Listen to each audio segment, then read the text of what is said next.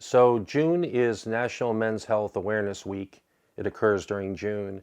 And also there is Post-Traumatic Stress Disorder Awareness Day.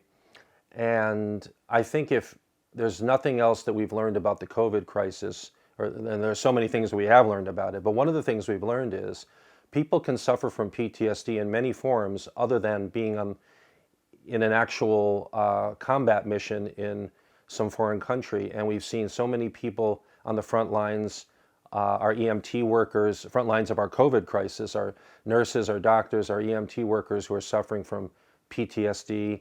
And then they go home and undoubtedly their children may be suffering from PTSD. In my case, I've never been in combat. I've never been a medical professional. But as a little boy, I actually suffered a major trauma. And there was a book written by Leonard Shengold, the psychiatrist who passed away recently, who wrote a book called Soul Murder.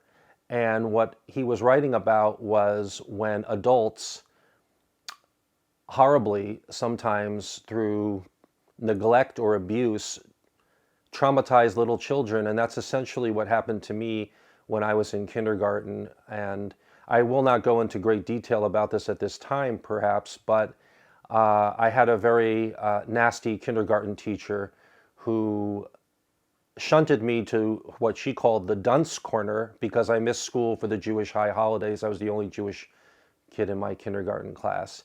And she did this repeatedly for months, singling me out. And as I was only 5 years old, I had just turned 5, right around the time of Yom Kippur in 1970, when I missed several days of school.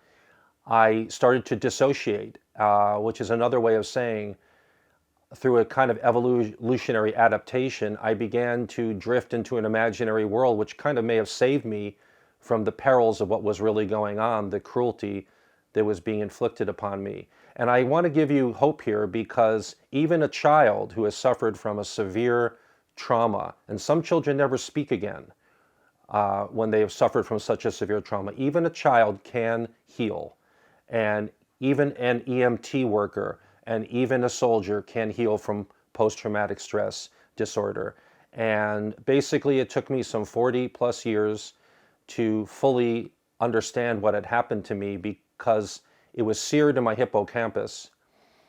I had trouble retrieving some of these memories for years, but they were stored in there. And through a lot of love, a lot of nurture, getting therapy,